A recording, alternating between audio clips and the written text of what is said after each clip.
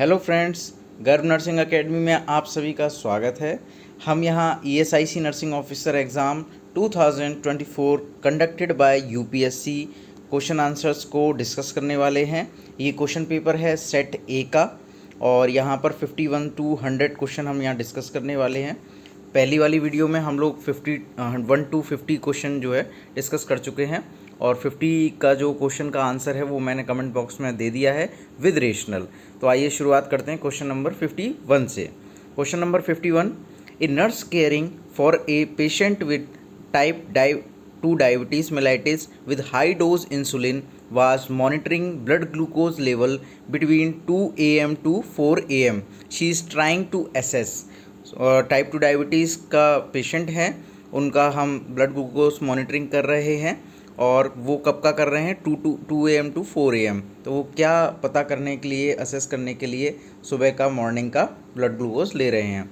Option a dawn effect, option b Somogyi effect, option c rebound hypoglycaemia, option d insulin effectiveness. इसका right answer दोस्तों रहने वाला है option number b Somogyi effect. इसका rational है Somogyi effect refers to rebound hyperglycemia following an episode of hypoglycemia which often occur in the early morning hours। यानी सोमोगी effect क्या effect होता है जिसमें एकदम से हाइपरग्लाइसीमिया होता है और जिसमें फॉलोइंग एन एपिसोड आते हैं, उसके बाद हाइपोग्लाइसीमिया के भी एपिसोड आते हैं एकदम से। तो उसका पता करने के लिए अर्ली मॉर्निंग आवर्स में हम ब्लड ग्लूकोज मॉनिटर करते हैं, जिसे क्या कहते हैं, Somogyi effect. Next question number 52, a patient with renal dysfunction develops uraemia when his GFR is. तो अगर किसी का रीनल डिसफंक्शन हो रखा है, उसमें यूरेमिया भी डेवलप हो रखा है, यानी कि यूरिया एंड ब्लड, तो उसका GFR क्या होता है, व्हेन GFR इज। GFR कब हो जाता है, कितना हो जाता है? Option A below 15 ml per minute, B more than 30 ml per minute, option C more than 45 ml per minute, option D more than 60 ml per minute. इसका राइट आंसर है दोस्तों option A below than 50 ml per minute. तो rationale है uraemia a condition of high urea levels in the blood type typically develops when the glomerular filtration falls to 50 ml per minute और less, indicating severe kidney failure. यानी 50 ml per minute जो glomerular filtration rate होती है, उससे अगर वो कम होता है या उतना होता है तो उस कंडीशन में सीवियर किडनी फेलियर होने के चांसेस होते हैं, इंडिकेट करता है उसे। तो नेक्स्ट क्वेश्चन चलते हैं, question number 53, consider the following statement regarding preparation of multiple choice questions.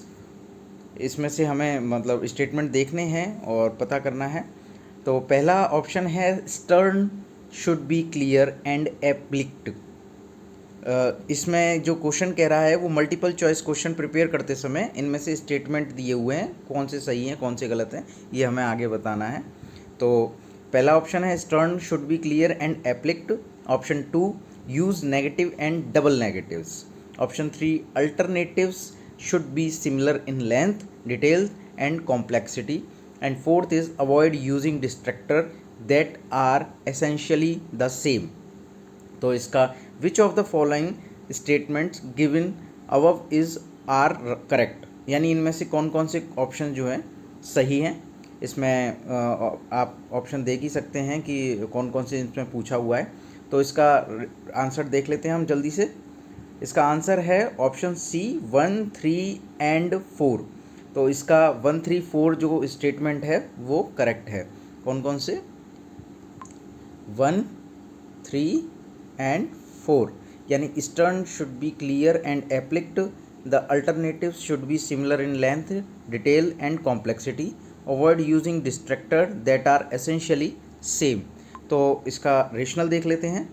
Effective multiple choice questions should be clear and applied stems, alternatives that are similar in length and complexity, avoid using distractors that are too similar, the use of negative and double negatives is generally discouraged as it can confuse test takers। यानी कि इसमें double negative और negative नहीं देने चाहिए, जिससे ये test taker के लिए कन्फ्यूज़न हो जाता है। जो मल्टीपल चॉइस क्वेश्चन होते हैं आप लोगों ने देखे होंगे अपने नर्सिंग ऑफिसर के एग्ज़ाम में, सिमिलर से होते हैं बिल्कुल, आपको पता लगाना मुश्किल हो जाता है कि उनमें से कौन सा राइट है। तो वो उसमें डिस्ट्रैक्टर्स बहुत ही सिमिलर होते हैं, डिस्ट्रैक्टर बहुत ही सिमिलर होते हैं और उनके अल्टरनेटिव्स भी सिमिलर होते हैं, किसमें, लेंथ में, कॉम्प्लेक्सिटी में। तो इसमें नेगेटिव एंड डबल नेगेटिव चीज़ें नहीं होती हैं, इसलिए इसका जो राइट आंसर है option C 1, 3 and 4। Next question चलते हैं, question number 54। The type of evaluation that compares the students performance with other in same group is referred as. एक तरह का इवेल्यूएशन है जो कि कंपेयर करता है स्टूडेंट की परफॉर्मेंस को अदर स्टूडेंट से, स्टूडेंट की परफॉर्मेंस से सेम ग्रुप के। तो उस क्राइटेरिया उसको हम क्या कहेंगे? ऑप्शन ए है criterion referenced, option b norm referenced, option c formative referenced, option d summative referenced, summative. तो इसमें इसका राइट आंसर है option b norm referenced. Rational है, norm referenced evaluations compare a student's performance to that of their peers determining their position within a group। Norm referenced के चलते हम student की performance को एक दूसरे से कंपेयर कर सकते हैं, देयर पीयर्स और उनकी पोजीशन जो कि ग्रुप में है उसको हम पता कर सकते हैं नॉर्म रेफरेंस्ड के थ्रू। दोस्तों ये पेपर काफ़ी लेंदी पेपर था और काफ़ी बड़ा पेपर था और इसमें आने वाले क्वेश्चन एमएससी लेवल तक के क्वेश्चंस थे। तो आप अपनी जो जर्नी है तैयारी की, एग्ज़ाम्स की, वो जारी रखिए और निडर होकर आगे बढ़ते रहिए, यही आपसे कहना है। नेक्स्ट क्वेश्चन की तरफ चलते हैं, question number 55। Which of the following are the purposes of audio visual aids. Audio visual aids के क्या क्या पर्पस होते हैं? नीचे option 1 to simplify unfamiliar concepts, option 2 bring about understanding where words fail, third to reinforce learning appealing to more than one sense, option 4 to promote monotony। तो इसका जो right answer है इनमें से सब में से कौन से सही है? इसका राइट आंसर है ऑप्शन सी 1, 2 एंड 3। तो इसका राइट आंसर दोस्तों क्या रहने वाला है? 1, 2 एंड 3। तो टू सिंप्लीफाई अनफैमिलियर कंसेप्ट्स, जो अनफैमिलियर कंसेप्ट होते हैं उनको सिंपल करने के लिए, और जहाँ पे वर्ड फेल हो जाते हैं वहाँ पर उनको समझने के लिए उसको लाया जाता है। और reinforce appealing to more than one sense, एक सेंस के यूज़ को छोड़ के और लर्निंग रेनफोर्स करने के लिए इसका यूज़ किया जाता है। तो इसका जो रेशनल है वो देख लेते हैं हम लोग। Option C 1, 2 and 3। Audio visual aids helps simplify complex concepts, enhance understanding where verbal explanation may not suffice, and engage multiple senses to reinforce learning। Clear है? ऑडियो विजुअल एड्स जो होते हैं वो कोई भी कॉम्प्लेक्स कंसेप्ट होते हैं उनको सिंपली करने के लिए और समझने की जो अंडरस्टैंडिंग करने की है, जहाँ पर वर्बल एक्सप्लेनेशन पर्याप्त नहीं होता उसको बढ़ाने के लिए, अंडरस्टैंडिंग को अच्छे से करने के लिए, और उसमें सभी तरह के मल्टीपल सेंसेस को याद करने के लिए, लर्निंग करने के लिए रीइंफोर्स करना, ये इसमें आता है। तो इसका नेक्स्ट क्वेश्चन आप चलते हैं, क्वेश्चन नंबर 56।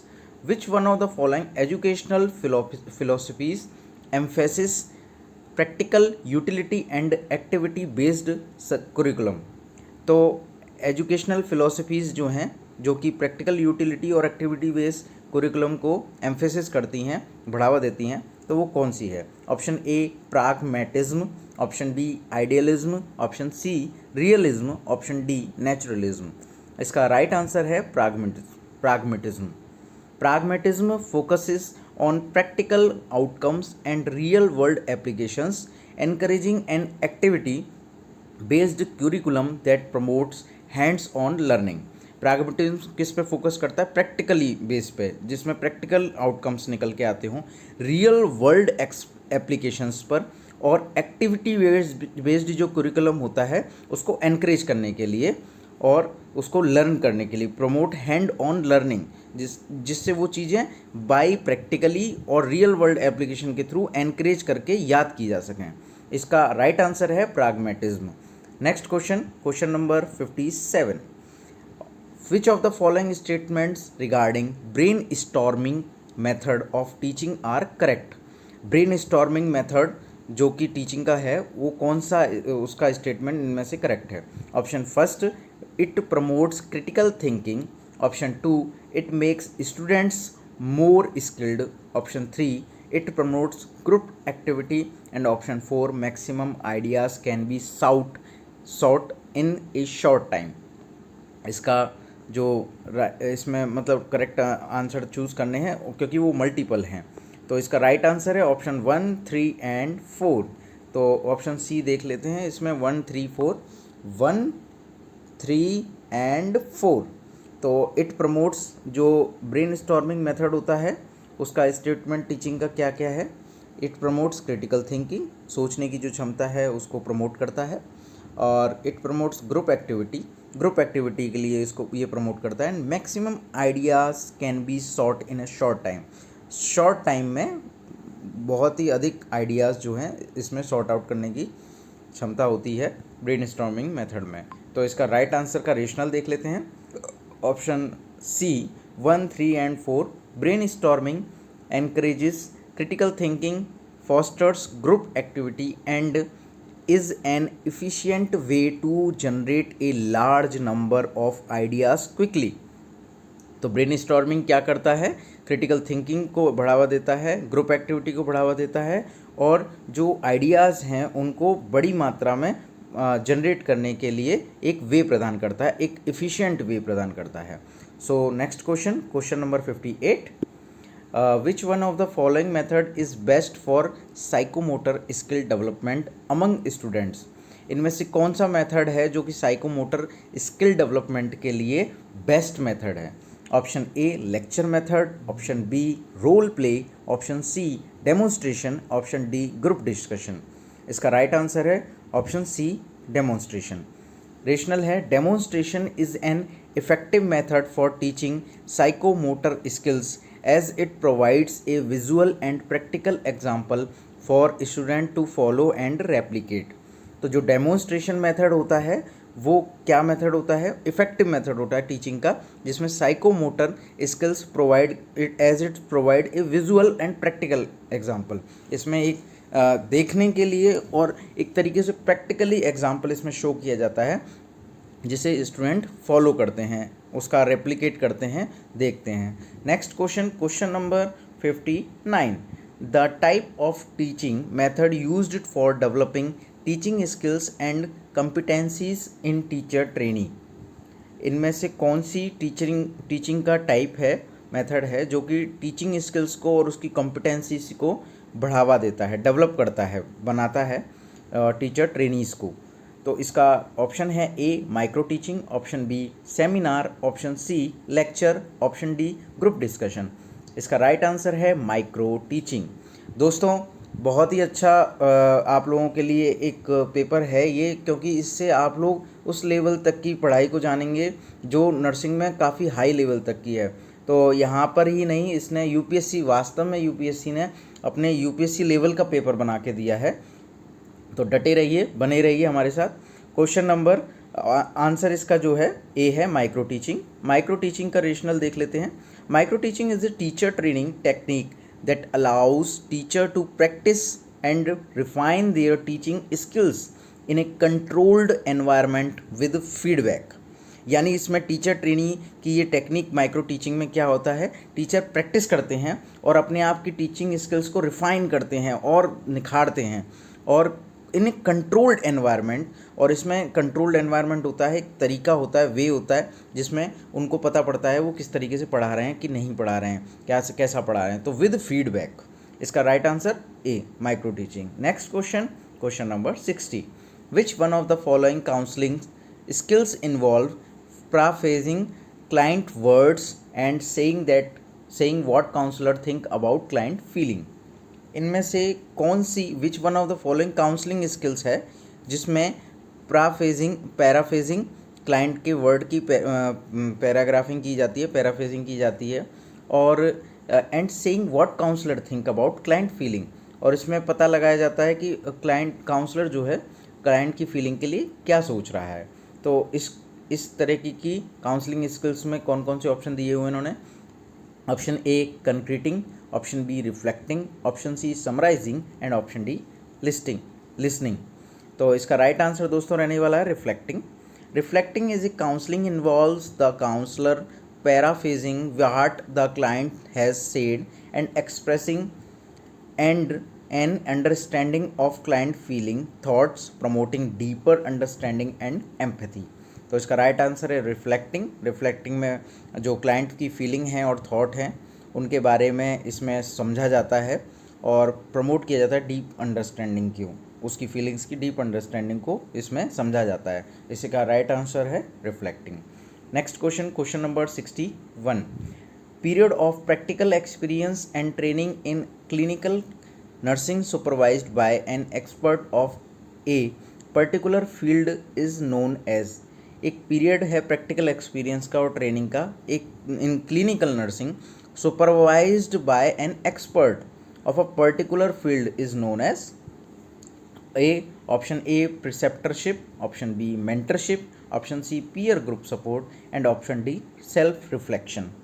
तो इसमें एक्सपर्ट द्वारा पर्टिकुलर फील्ड में जो है सुपरवाइज की जाती है क्लिनिकल नर्सिंग में अलग अलग फील्ड में, तो उसको क्या कहा जाता है। ऑप्शन ए प्रिसेप्टरशिप। राइट आंसर इसका प्रिसेप्टरशिप है। Is a period during which a novice newly यानी nurses and student is paired with an experienced nurse to gain practical experience and training in a clinical setting। जो clinical setting है उसके अंदर उसके अंदर clinical settings के अंदर जो न्यूली जो नर्सेज आते हैं स्टूडेंट्स आते हैं उनके साथ पेयर किया जाता है किनका, एक्सपीरियंस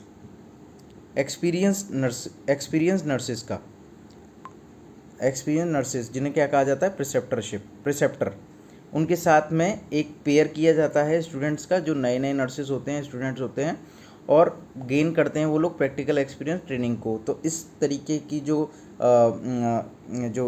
उनके साथ में जोड़ा जाता है उस तरीके का जो ट्रेनिंग पीरियड है उसको उसमें जो नर्सिंग सुपरवाइज्ड करते हैं उस मेथड को क्या कहा जाता है, प्रिसेप्टरशिप। तो इसका राइट आंसर ऑप्शन ए प्रिसेप्टरशिप।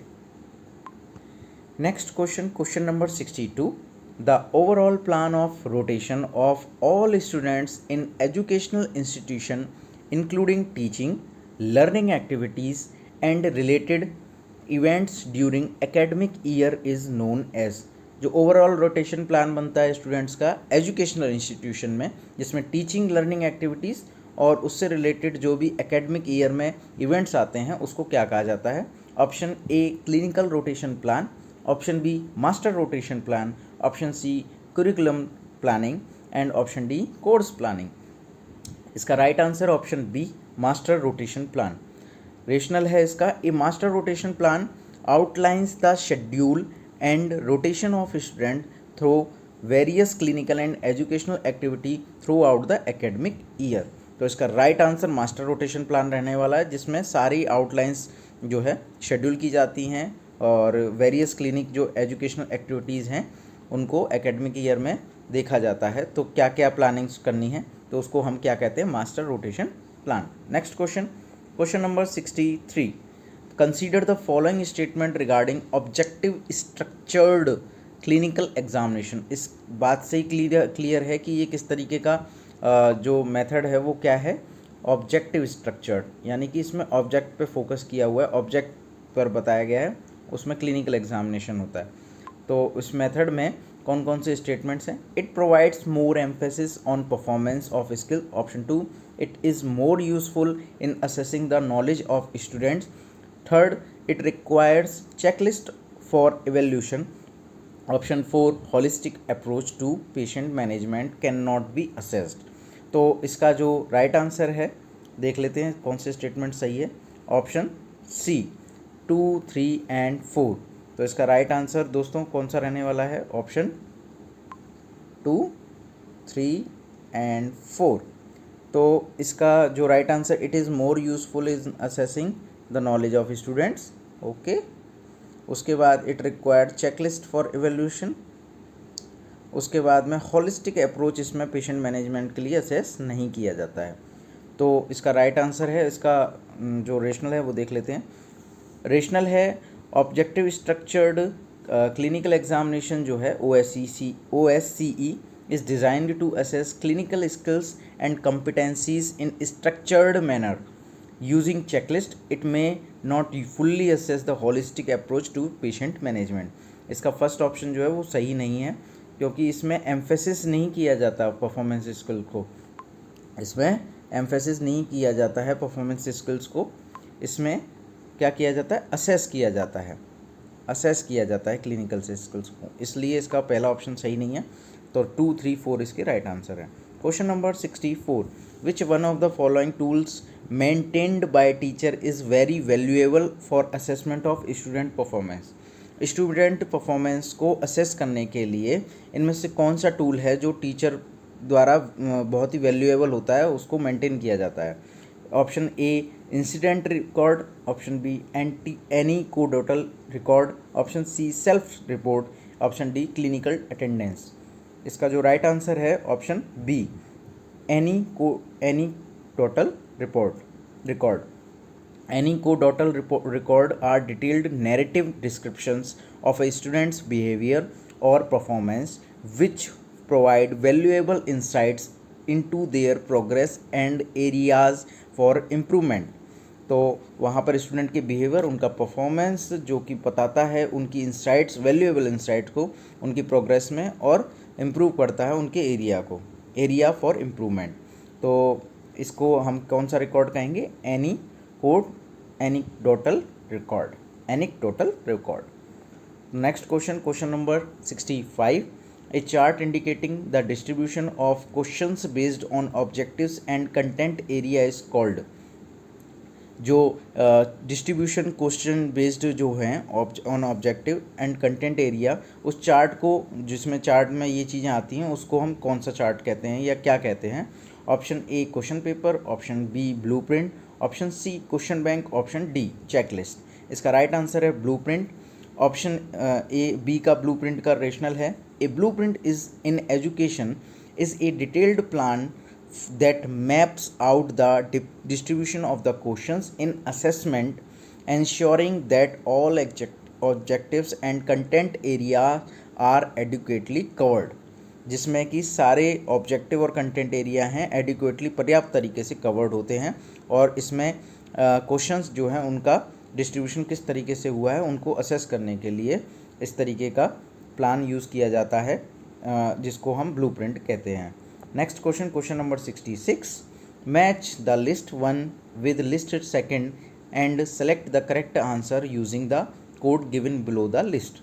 लिस्ट फर्स्ट है डेवलपमेंटल टास्क हैं, option A develop a sense of trust, option B develop autonomy, option C develops initiative and purpose, option D पर develops a sense of accomplishment. तो इसके जो list second है वो भी देख लेते हैं। Stage of growth and development, इसमें ऑप्शन फर्स्ट है toddlerhood, option second infancy, option 3 school age, option 4 preschool age.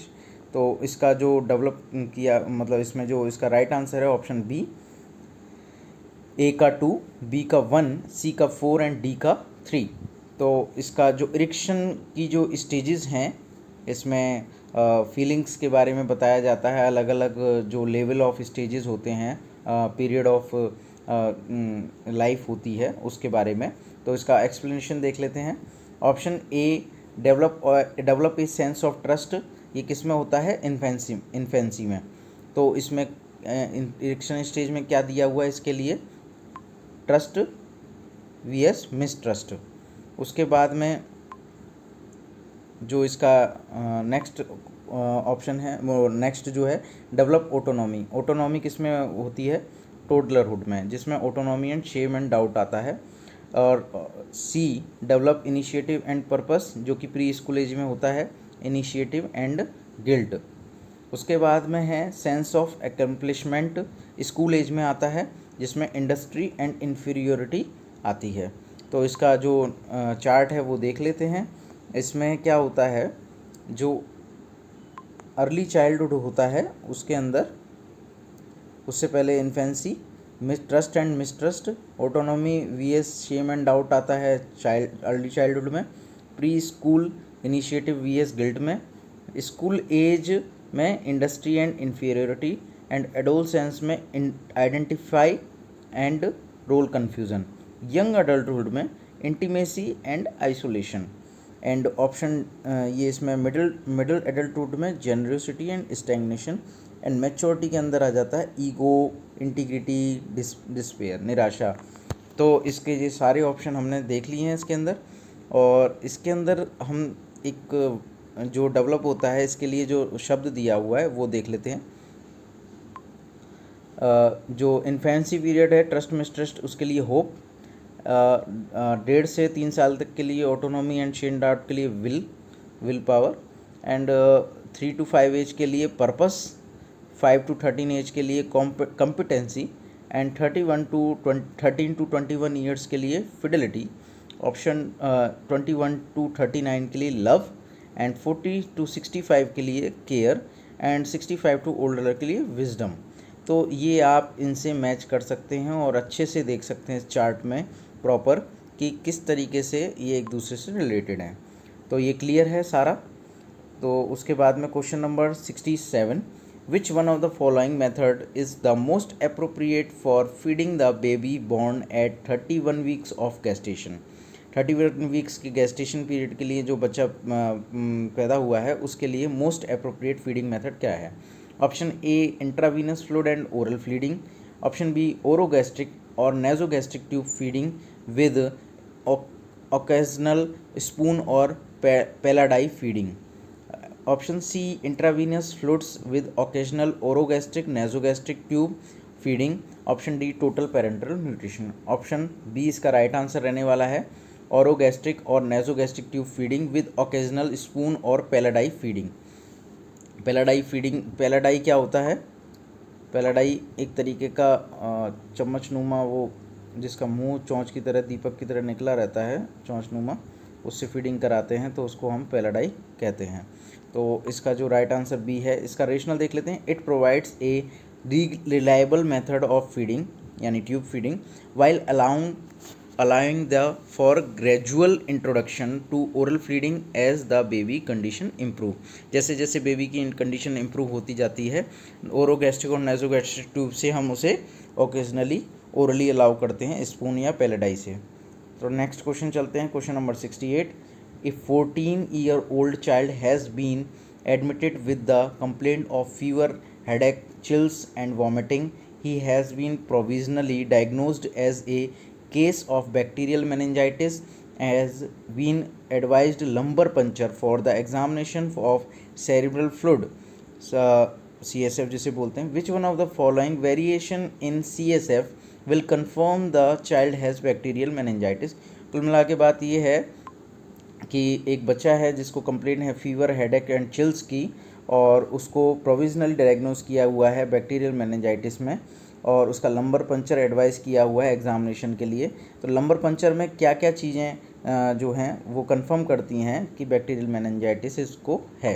तो option A neutrophils and protein content elevated, option B colour of CSF is clear और slightly turbid, option C lymphocytes are elevated, option D glucose content in normal.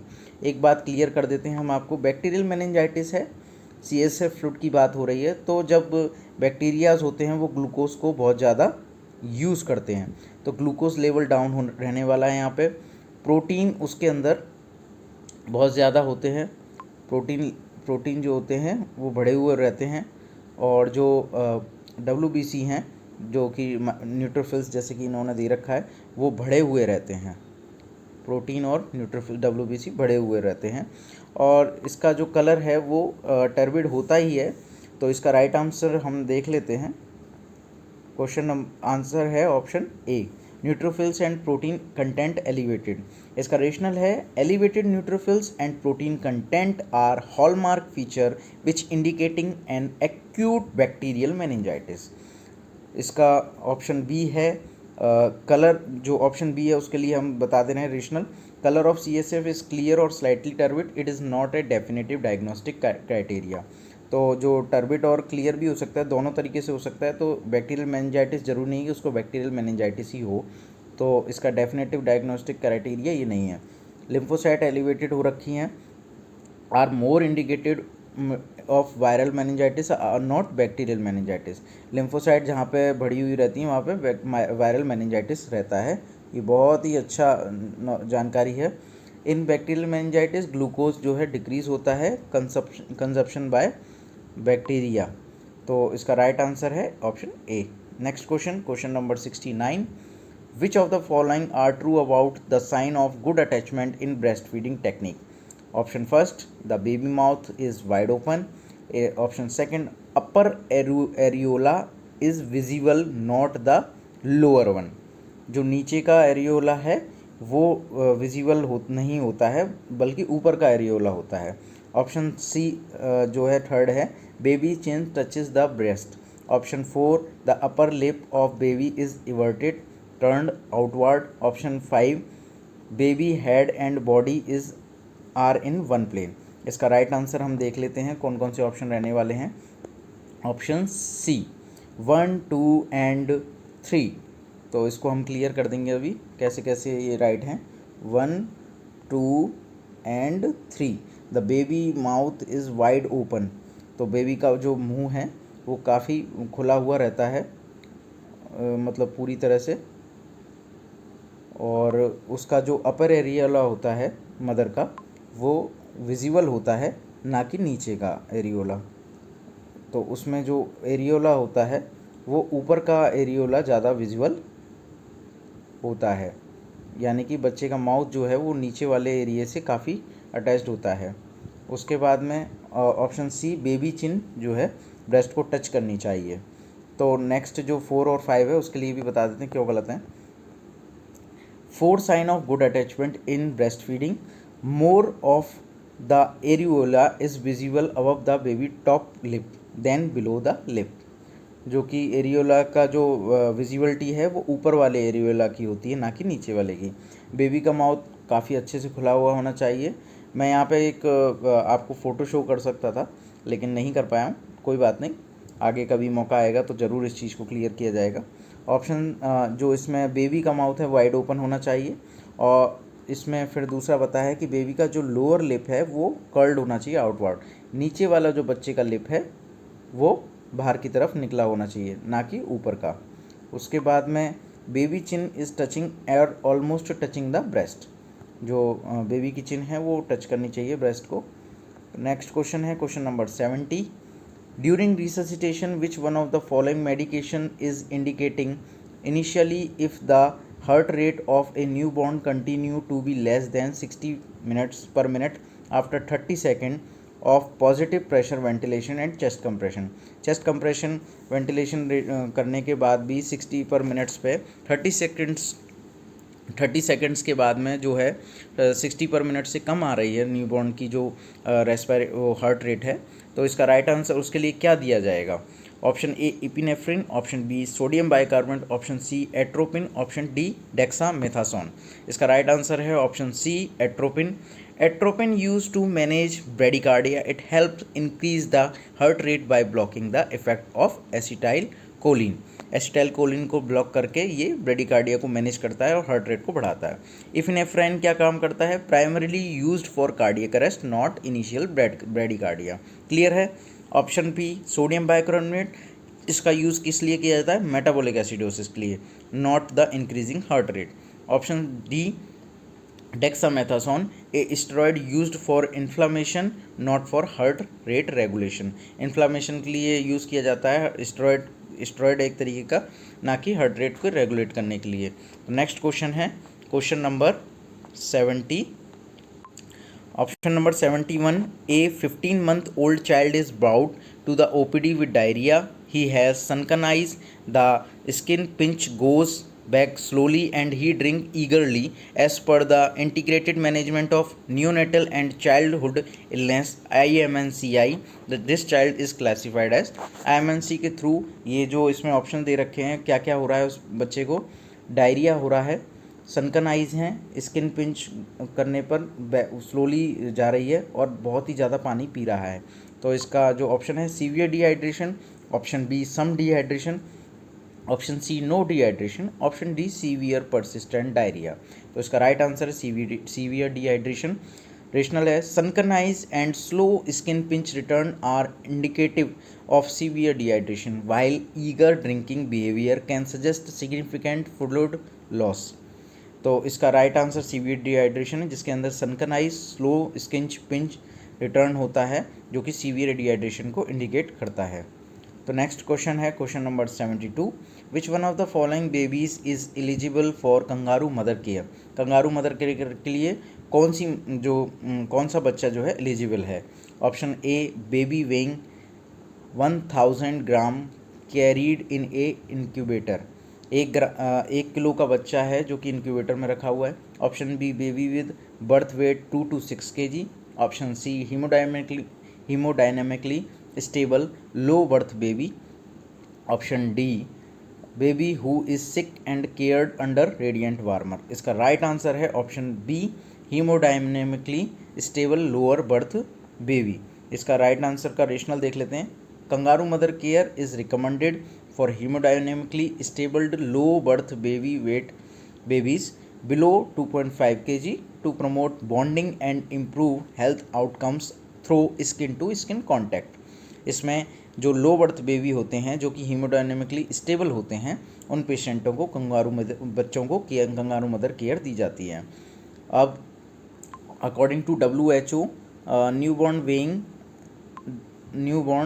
Weighing below 2000 gram और less baby birth should be provided close to continuous kangaroo mother care as possible।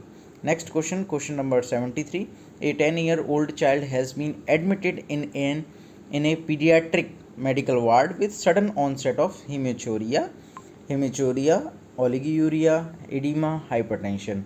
ये हो रहा है बच्चे को एकदम से। तो इनमें से कौन सी कंडीशंस जो है बच्चे को हो सकती है, तो उसका हमें पता लगाना है। Option A nephrotic syndrome, option B acute kidney injury, option C acute glomerulonephritis, option D chronic renal failure. इसका राइट आंसर है option C acute glomerulonephritis. Acute glomerulonephritis क्या है, उसमें commonly present with such as haematuria, oliguria and oedema and hypertension due to inflammation of glomeruli in the kidney. तो haematuria, oliguria, oedema और hypertension अगर किसी को है, उसके चलते उसको ग्लोमेरुलोनेफ्राइटिस हो सकता है, एक्यूट ग्लोमेरुलोनेफ्राइटिस। तो इसका right answer option C. Question number 74, A 6-year-old child has been admitted in pediatric medical ward as a case of malignant tumor. Which one of the following is the most common in above age group? तो इनमें से ऊपर जो दिया हुआ है कि भाई कौन सा, मतलब किसी को बच्चे को मेलिग्नेंट ट्यूमर है, इनमें से कौन सा कॉमनली बच्चों में पाया जाता है एज ग्रुप में, 6 ईयर्स के ओल्ड के एज ग्रुप में। Option A acute myeloid leukaemia, option B juvenile myelomonocytic leukaemia, option C acute lymphoblastic leukaemia, option D chronic myeloid leukaemia. इसका राइट आंसर है option C acute lymphoblastic leukaemia, ALL। तो इसका जो right answer है उसका rationale acute lymphoblastic leukaemia most commonly type of cancer है childrens में, जो कि 2 to 6 ईयर एज के ग्रुप में होता है। Next question number 75, match the list 1 and 2, select the correct answer using the code given below the list. इनमें से करेक्ट आंसर देखना है कौन कौन सी कंडीशंस जो हैं किससे मैच हो रही हैं। Option A hypertrophic pylorostenosis, option B interception, option C peptic ulcer, option D appendicitis. List second है, उसमें bilious vomiting, second projectile vomiting, option C pain in right lower quadrant of abdomen, option 4 recurrent vomiting. इसका right answer देख लेते हैं। Option ए जो है उसका hyper pyloric stenosis, जो कि किस में होती है, प्रोजेक्टाइल वॉमिटिंग उसके अंदर प्रोजेक्टाइल वॉमिटिंग होती है। ऑप्शन सेकंड इसका है आंसर। ऑप्शन बी का इंटरसेप्शन में ऑप्शन 4 इसका राइट आंसर है, रिकरेंट वॉमिटिंग होती है। ऑप्शन सी पेप्टिक अल्सर के अंदर फर्स्ट ऑप्शन सही है, बाइलस वॉमिटिंग होती है। ऑप्शन डी अपेंडिसाइटिस क्लियर है, इसमें पेन होता है राइट लोअर क्वाड्रेंट एब्डोमेन में, एमसी बर्नी पॉइंट में इसमें जो है पेन होता है। क्वेश्चन नंबर 76 देख लेते हैं। The withdrawal and inability to initiate and persist in goal directed activity, इसमें जो है विड्रॉल हो जाता है, इनएबिलिटी होती है गोल डायरेक्टेड एक्टिविटी में। तो इसका जो ऑप्शन है ए, उसे क्या कहते हैं, apathy. Option B anhedonia, option C avoidance, option D avolition. इसका राइट आंसर है option D avolition. Rationale avolition is the inability to initiate or engage in goal directed behavior. It is an motivational impairment, can be symptom of schizophrenia or depression. Schizophrenia और depression के अंदर motivational impairment होता है, जिसके अंदर गोल directed behaviour जो है वो प्राप्त करने के लिए या उसमें एंगेज होने के लिए इनेबल हो जाता है वो व्यक्ति। तो इस तरीके की कंडीशन को अवोलेशन कहते हैं। तो नेक्स्ट क्वेश्चन है question number 77। The most of the following and effective strategy for the elderly to maintain well self esteem and support the natural healing process of life review is. तो इसमें जो इसका most important effective strategy जो है elderly में अपने आप को सेल्फ स्टीम करने के लिए और सपोर्ट करने के लिए नेचुरल हीलिंग प्रोसेस के लिए लाइफ रिव्यू में, उसे क्या कहा जाता है, उसको वर्डिंग क्या, एक वो वर्ड दिया हुआ है। Option A bibliotherapy, option B token economy, option C reminiscence, option D milieu therapy. तो इसका राइट आंसर है option D C reminiscence. Reminiscence therapy क्या होती है, उसमें इन्वॉल्व होता है discussing past experience and memories which can help elderly individual maintain self esteem और support emotional wellbeing through the natural healing process of life review. इसके अंदर हम उसके पास्ट एक्सपीरियंस और मेमोरीज़ को इन्वॉल्व करते हैं, जिससे उनके सेल्फ स्टीम और सपोर्ट को, इमोशन को अच्छे से यूज़ किया जा सके, उनको बढ़ावा दिया जा सके, सेल्फ स्टीम किया जा सके। तो इसका राइट आंसर है option C reminiscence. Next question है 78। The psychopharmacology drugs classification of olanzapine is. Olanzapine किस तरह की ड्रग है, A typical antipsychotic, option B atypical antipsychotic, option C antidepressant, option D mood stabiliser. इसका right answer है दोस्तों atypical antipsychotic, atypical antipsychotic. Olanzapine is classified as an atypical antipsychotic. It is used to treat schizophrenia and bipolar disorder by affecting the action of chemical in the brain. तो ओलेंजापाइन किस तरीके की drug है, atypical antipsychotic. Next question है question number 79। While assessing the patient, nurse ask the patient if a house were on fire, what would you do? अगर कोई घर fire में है, आग लगी हुई है किसी घर में, तो आप क्या करोगे। विच one of the following is being assessed bye the nurse by asking that question. ये नर्स जो है इस क्वेश्चन को पूछ कर क्या असेस करना चाहती है। Option A test judgement, option B social judgement, option C insight, option D abstract thinking. तो इसका जो राइट आंसर है option A test judgement. Rationale है, by asking this question the nurse is assessing the patient's judgement which is the ability to make considered decision और comes to sensible conclusion. तो इसमें nurse जो है उस question को पूछकर पेशेंट की जजमेंट एबिलिटी को पता करने की कोशिश करती हैं और कंसीडर्ड डिसीजन और कम टू सेंसिबल कंक्लूजन, इसमें डिसीजन मेकिंग और उसकी जो सेंस हैं उसको पता लगाया जाता है, किस तरीके से वो सोच रहे हैं। Question number next 80। All of the following are symptom of opioids overdose except. एक ओपियोइड है, उसकी ओवरडोज से क्या क्या सिम्टम होते हैं, एक्सेप्ट बोला है। इसमें एक्सेप्ट के क्वेश्चन बहुत आए हुए हैं, तो इसमें एक्सेप्ट है यानी कि नहीं होता है, वो हमें पता लगाना है। ऑप्शन ए है delirium tremens, option B respiratory depression, option C stupor, option D coma. इसका राइट आंसर है ऑप्शन A. Delirium tremens.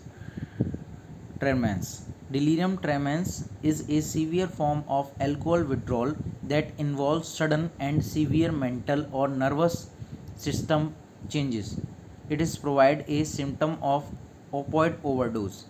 यानी कि ये अल्कोहल विड्रॉल में होता है डिलीरियम ट्रेमेंस, ना कि ओपोइड ओवरडोज में, जिसमें सीवियर मेंटल और नर्वस सिस्टम चेंजेस होते हैं.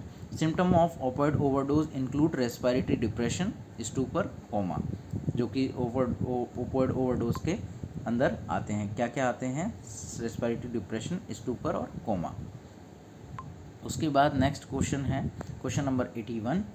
A highly structured psychotherapeutic method used to alter distorted beliefs and problems behavior by identifying and replacing negative inaccurate thoughts and changing rewards for behavior is. जो structured psychotherapeutic method है जिसके अंदर beliefs and problems को पता लगाया जाता है, distorted जो होती हैं, एंड रिप्लेस किया जाता है, and replacing negative inaccurate thoughts को, और चेंजिंग रिवार्ड्स फॉर बिहेवियर. तो इसका जो राइट आंसर पता लगाना है, ऑप्शन ए किससे होती है, कौन सी थेरेपी से होता है ये? Option A behaviour therapy, option B cognitive behaviour therapy, option C solution focused belief therapy, and option D motivational enhancement therapy. इसका राइट आंसर है cognitive behaviour therapy. Cognitive behaviour therapy is a structured psychotherapeutic method that aims to change pattern of thinking and behaviour that are causing people's problem and thus changing the way they feel. इसका right answer जो है cognitive therapy. Question number 82.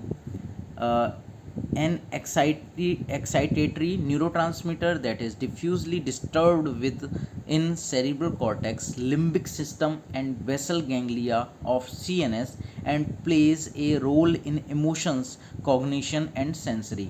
तो इनमें से कौन सा transmitter is sensory perception is, इनमें से कौन सा न्यूरो ट्रांसमीटर है जो कि डिस्टर्ब होने के बाद में ये रोल प्ले करता है, जो कि डिस्टर्ब हो जाता है, तो ये दिक्कत होती है उसमें CNS बेसल गैंग्लिया में और लिम्बिक सिस्टम और कॉर्टेक्स में. तो इसका जो राइट आंसर क्वेश्चन ऑप्शन है इसके A histamine, option B GABA, option C serotonin and option D glycine. इसका राइट आंसर है दोस्तों option C serotonin. Serotonin is a neurotransmitter that affects mood, emotion and cognition. It is disturbed in various part of the brain including the cerebral cortex, limbic system and basal ganglia. तो serotonin इसका right answer है, जो कि mood, emotion and cognition को affect करता है, और ये डिस्ट्रीब्यूटेड होता है वेरियस पार्ट में इंक्लूडिंग सेरिब्रल कॉर्टेक्स में, limbic system and basal ganglia में. नेक्स्ट क्वेश्चन है question number 83. Consider the following communication between a patient and nurse.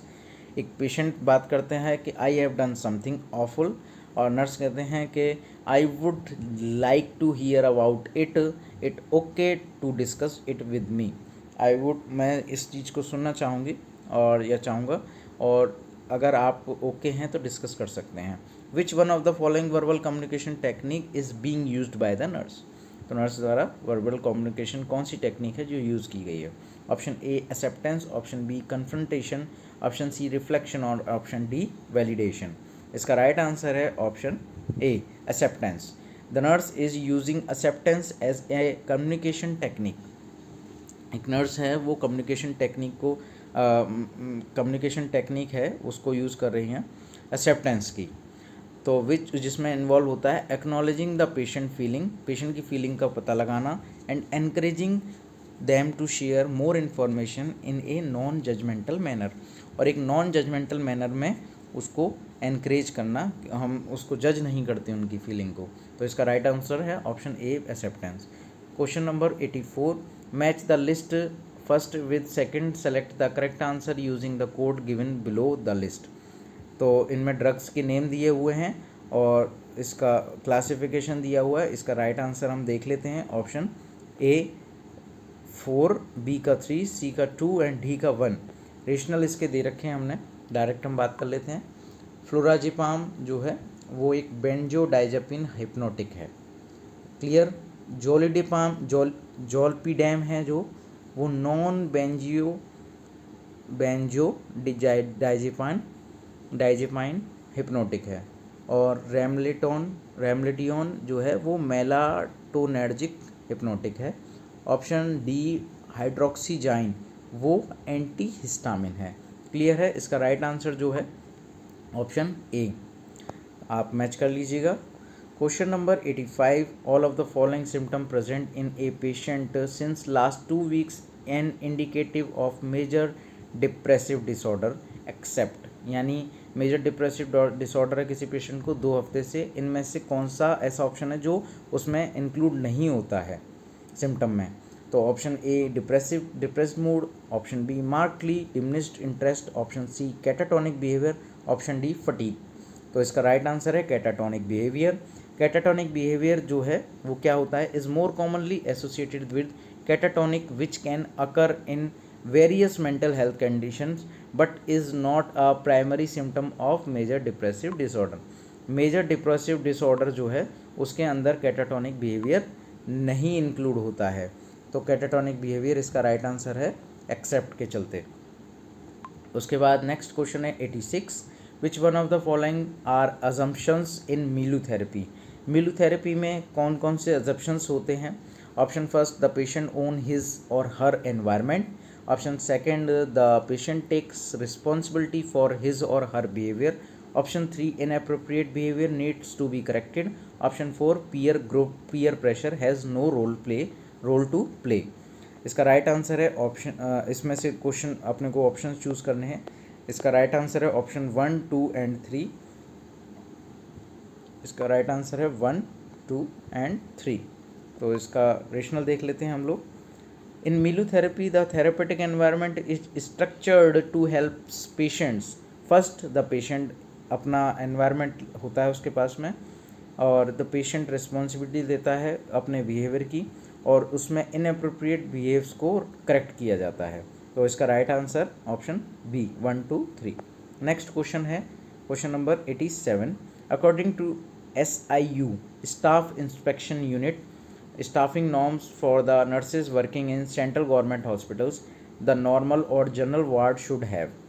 तो ऑप्शन ए 1 नर्स और nursing sister for every 7 beds. Option B 1 nurse और nursing sister for every 6 beds, एक nurse and nursing sister for every 5 beds, and option 4 1 nurse और nursing sister for every 4 bed.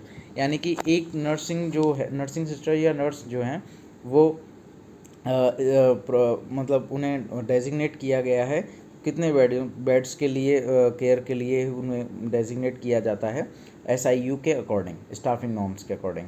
Option B इसका right answer है। Option 1 nurse और nursing sister for every 6 beds किसके अंदर किया जाता है ये पोस्टिंग? नॉर्मल और जनरल वार्ड के अंदर एक नर्स जो हैं उनके 6 बेड के केयरिंग पेशेंट जो है उनकी जिम्मेदारी होती है।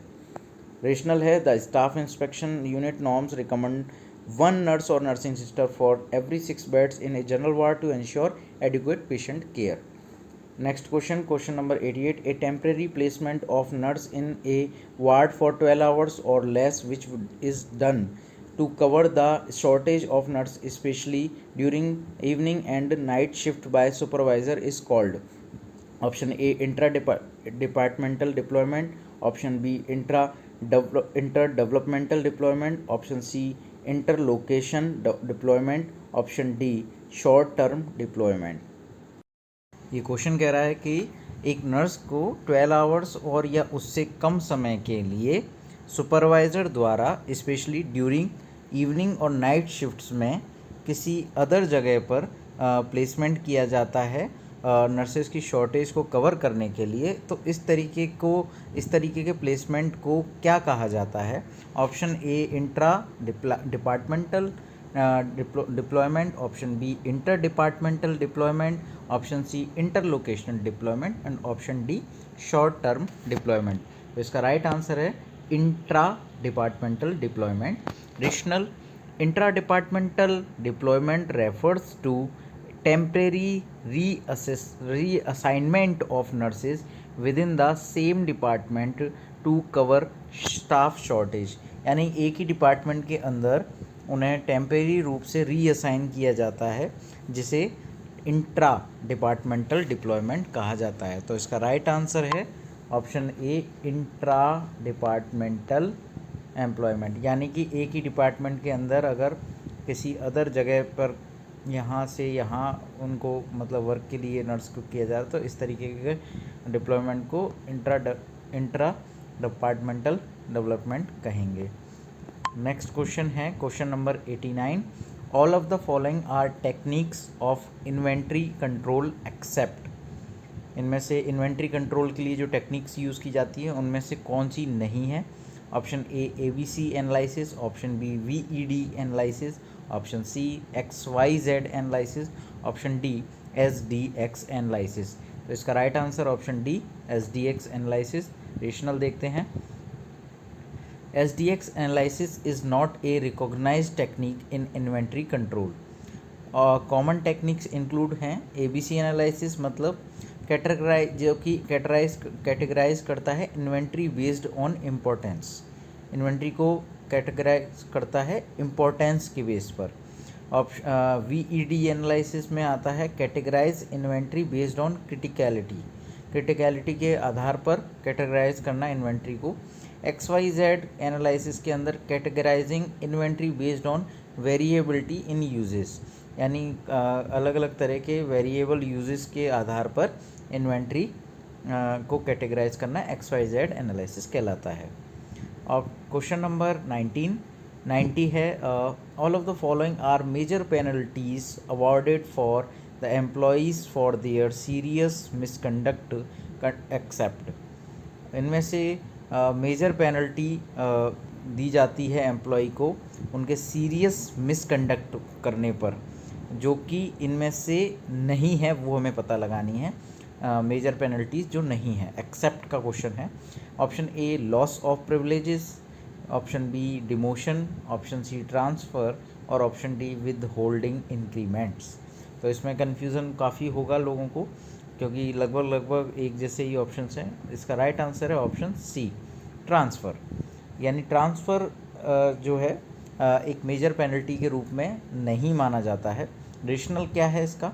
Transfer is not typically considered a major penalties for serious misconduct. Major penalties usually include loss of privileges, demotion and withholding increments. ये सारी मेजर पेनल्टीज़ होती हैं सीरियस मिसकंडक्ट के रूप के कारण एम्प्लॉय के लिए। Next question number 91।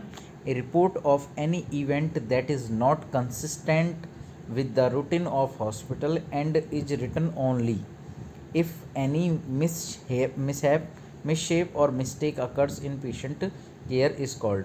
एक रिपोर्ट है ऑफ एक इवेंट की दैट इज़ नॉट कंसिस्टेंट, जो कि एक कंसिस्टेंट रूप में नहीं होता है एक रूटीन हॉस्पिटल के साथ, और जो कि लिखित में होता है अगर किसी तरह की मिसहैपनिंग या मिस्टेक्स होती हैं पेशेंट की केयर में, तो इस तरीके की रिपोर्ट को क्या कहा जाता है?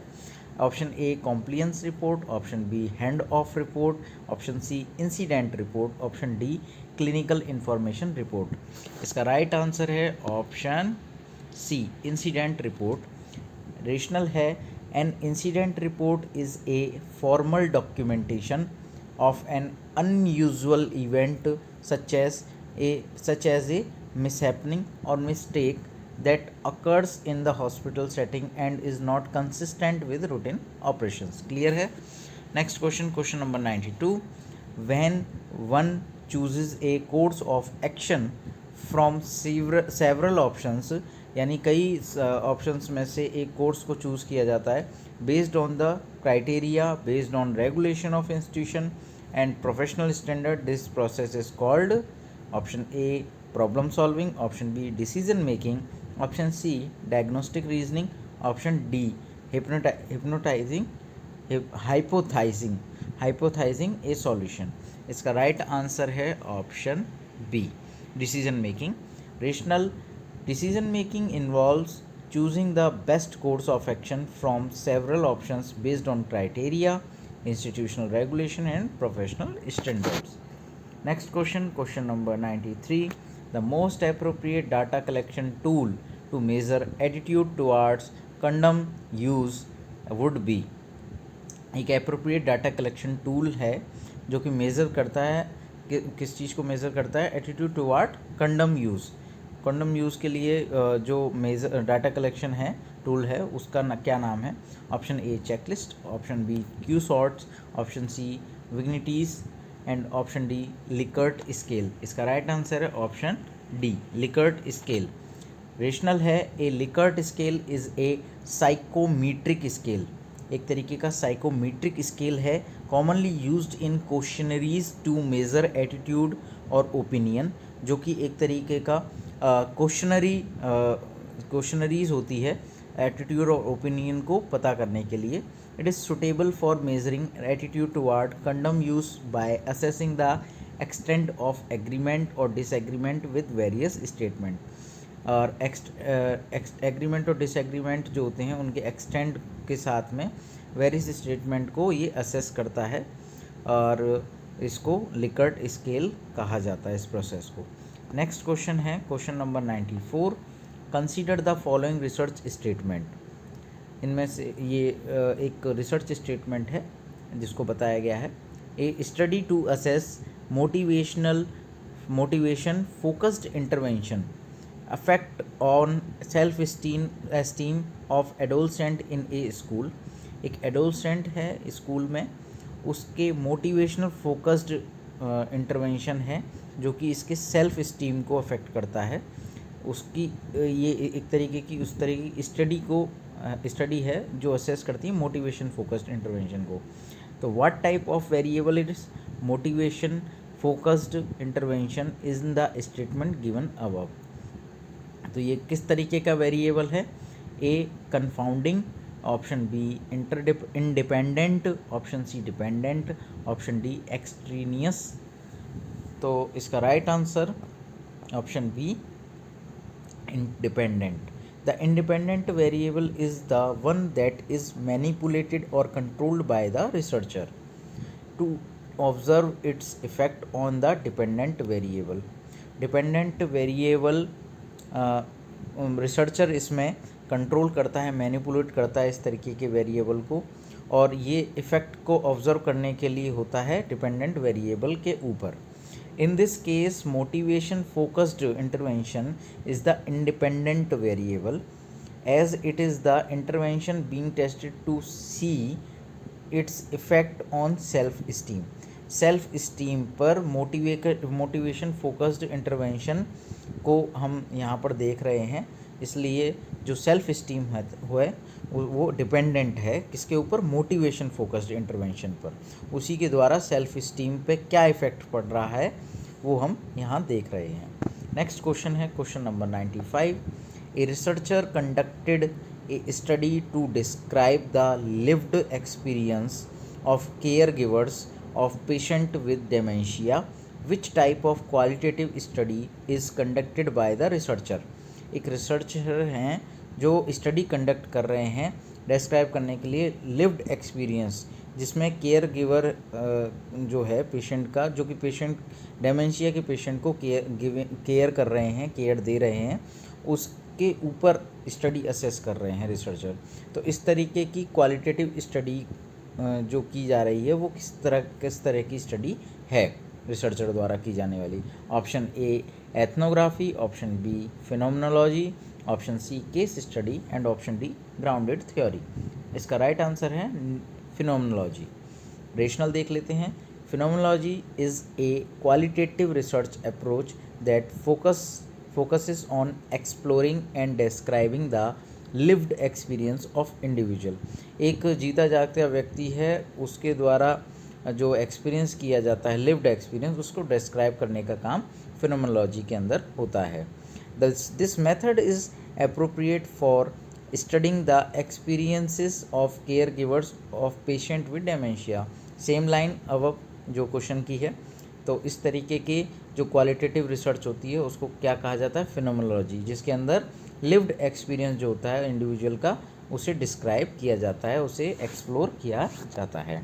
Next question, question number 96। The following diagram is indicative of. ये जो डायग्राम है वो क्या प्रदर्शित कर रहा है, इसमें एक साइड वेट है वाई एक्सिस पे एंड एक्स एक्सिस पे इसमें हाइट है, और जो बीच में जो ये सीधा ऊपर की तरफ जा रहा है, तो इसका जो ऑप्शन देखते हैं उसको हम पता लगाते हैं राइट आंसर क्या होगा। Option A weak negative correlation, option B strong negative correlation, option C perfect positive correlation and option D moderate positive correlation. इसका राइट आंसर है परफेक्ट पॉजिटिव कोरिलेशन। रेशनल है the diagram shows a linear rational relationship where the point lie exactly a straight line with a positive slope indicating a perfect positive correlation between the variables height and weight in this case। ये एक linear relationship दिखा रहा है जो कि एक straight line के ऊपर के साथ में पॉजिटिव स्लोप के साथ दिखा रहा है, तो इसलिए इसे परफेक्ट पॉजिटिव कोरिलेशन कहा जाएगा। Next question, question number 97, match list first with list second, select the answer correct answer using the code given below. List, इसमें हम डायरेक्टली हम क्वेश्चन के आंसर पे चलते हैं जिससे हमें वो क्लियर हो जाएगा। ऑप्शन डी इसका राइट आंसर है। रेशनल है ऑप्शन ए का एम्फिरिकल फेज। एम्फिरिकल फेज में क्या आता है, collection of data. Option B design and planning phase में क्या आता है, deciding a sampling plan. Option C dissemination phase में क्या आता है, यूटिलाइजिंग द फाइंडिंग्स, यानी कि फाइंडिंग्स का पता लगाना, जो फाइंडिंग्स हैं उनको यूटिलाइज करना, डिससेमिनेशन phase. Option D analytic phase, इसमें इंटरप्टिंग द रिजल्ट, यानी कि रिजल्ट को इंटरप्ट किया जाता है एनालिटिक फेज में, एनालाइज किया जाता है। Question number 98, approach to reliability assessment that involves administration of the same measures to the same people on two occasions is called। एक रिलायबिलिटी असेसमेंट है जिसके अंदर सेम मेज़र जो हैं वो सेम लोगों के ऊपर एडमिनिस्टर किए जाते हैं ऑन टू ओकेज़न, दो अलग अलग समय पर। तो इसका जो ऑप्शन, उसे क्या कहा जाता है, option A inter rater reliability, option B test retest reliability, option C intra rater reliability, option D parallel test reliability. इसका राइट आंसर है option B test retest reliability. Test retest reliability involves measuring the consistency of a test over time by administering the same test to the same participants on two different occasion, यानी अलग अलग समय पर same participant के ऊपर same taste किया जाता है, और मतलब इसमें measuring the consistency of test, इसमें टेस्ट की कंसिस्टेंसी को मेज़र किया जाता है ओवर ए टाइम एडमिनिस्ट्रेटिंग, मतलब इस दौरान ये सारी चीज़ें टेस्ट रीटेस्ट के रूप में दो अलग अलग समय पे की जाती हैं, एक ही पार्टिसिपेंट के ऊपर, और उसी तरह का टेस्ट किया जाता है अलग अलग समय पर। तो ये टेस्ट रिलायबिलिटी इसका राइट आंसर है। Question number 99, A 26-year-old woman visiting gynecology OPD complain of creamy vaginal discharge with fishy odor. There is no history of itching. The possible diagnosis of the patient। इसमें clear दे रखा है कि एक lady हैं 26-year-old की, gynaec OPD में आई हैं और कंप्लेन है उनकी एक क्रीमी वेजाइनल डिस्चार्ज हो रहा है जिसमें फिशी ऑर्डर आ रहा है, और उनको किसी भी तरह की ईचिंग की हिस्ट्री नहीं है। इसका राइट मतलब ये क्या डायग्नोस कर सकते हैं हम इसे, option A candidiasis, option B chlamydial infection, option C bacterial vaginosis and option D leucoderma. इसका राइट आंसर है बैक्टीरियल वेजाइनोसिस। इसमें bacterial vaginosis characterised by fishy odour and creamy vaginal discharge often without itching, यानी bacterial vaginosis में itching नहीं होती है, only creamy vaginal discharge और fishy odour इसके कैरेक्टर हैं। क्वेश्चन नंबर 100 और हमारी इस वीडियो का last question 100, match the list first and with list second and select the correct answer using the code given below the list। इसका right answer हम direct देख लेते हैं लास्ट में। Option B set A paper के हिसाब से इसका ऑप्शन बी रहने वाला है। इसका रेशनल देख लेते हैं। ए थ्रेटेंड अबॉर्शन में क्या आता है, फीटस अलाइव होता है एंड रेट्रोप्लेसेंटल हेमरेज होता है। मिस्ड अबॉर्शन ऑप्शन बी, इसमें फीटस विदाउट कार्डियक एक्टिविटी रहता है। ऑप्शन सी इनकम्प्लीट अबॉर्शन, इसके अंदर ऑप्शन 4 इसका राइट आंसर है। Product of conception partially retained, conception के जो प्रोडक्ट होते हैं वो कुछ पार्शली रहते हैं, रिटेन्ड रहते हैं। और ऑप्शन डी कंप्लीट अबॉर्शन, इसमें यूट्राइन कैविटी एम्प्टी हो जाती है। तो ये आज की वीडियो है हमारी दोस्तों। नेक्स्ट जो 101 to 150 जो क्वेश्चन है वो अगली वीडियो में हम लोग डिस्कस करेंगे, और आशा करते हैं कि आपको इनके आंसर सभी के अच्छे लगे होंगे और बहुत ही अच्छे से रेशनल इनको हिंदी में और इनको पूरी तरह से बताने की कोशिश की गई है। और हमें बताइए आपके व्यूज़ क्या हैं इस वीडियो के लिए। तो धन्यवाद, नेक्स्ट वीडियो में मिलते हैं आप लोगों को।